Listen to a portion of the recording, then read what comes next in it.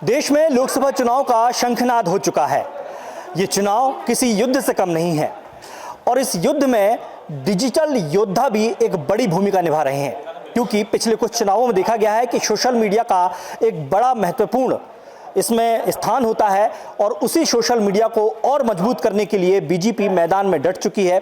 आज जबलपुर में मध्य प्रदेश के प्रभारी डॉक्टर महेंद्र सिंह ने एक सोशल मीडिया वॉरियर्स के साथ मीट की, उन्हें भारत के इतिहास के बारे में बताया और किस तरीके से जनता तक मोदी सरकार की योजनाओं, उनकी कार्यशैली को पहुंचाना है, इसकी जानकारी दी। तो हमारे साथ कुछ सोशल मीडिया वॉरियर्स हैं जो लगातार एक्टिव रहते हैं और भारतीय जनता पार्टी के जो काम है या विपक्ष के जो हमले हैं उसका काउंटर अटैक भी करते हैं। तो मैं शुरुआत करूंगा यहाँ से, क्या सीखा और कैसे करेंगे, क्योंकि जैसा जैसे चुनाव आगे बढ़ेगा वैसे वैसे सोशल मीडिया बहुत हावी होता है। देखिए, जैसे एक परीक्षार्थी के लिए अगर वो 365 दिन तैयारी कर रहा है तो उसे परीक्षा की डर नहीं है।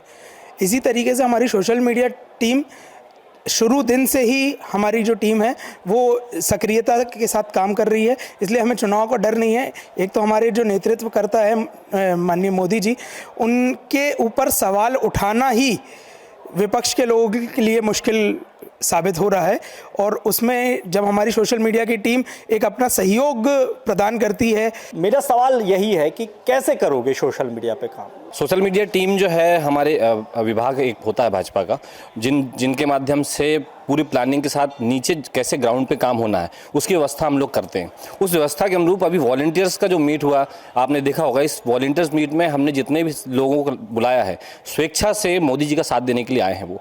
और हमारे पास सबसे अच्छी बात यह है कि हमारे पास तो ओरिजिनल कंटेंट है, हमें फेक कुछ भी करने की आवश्यकता नहीं है, क्योंकि इतना काम हुआ है देश में। विपक्ष झूठ फैलाता है आप? बिल्कुल बिल्कुल, मैं तो यही इसका काउंटर कैसे करेंगे आप, क्योंकि जो सोशल मीडिया अब आप लोग चला रहे हैं वो विपक्ष भी चलाने शुरू कर दिया है।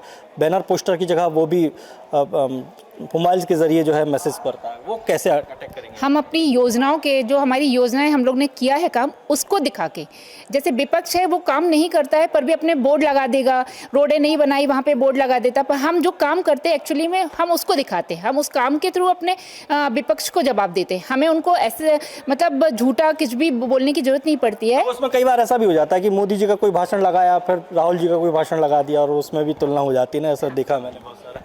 कैसे करेंगे? काम तो सबके सामने प्रत्यक्ष है, उसे कुछ भी प्रूफ करने की ज़रूरत है नहीं। रोडें बन रही हैं, हम जैसे भोपाल ही जाते थे तो पहले तो इतना परेशान होते थे, अब तो ये बातें आपको सोशल मीडिया प्लेटफॉर्म के जरिए पहुंचाते हैं। विपक्ष पर नजर रखना भी एक बड़ी चुनौती है सोशल मीडिया के जरिए। बहुत बड़ी चुनौती, क्योंकि हमारे कामों को वो अपना क्रेडिट देते हैं।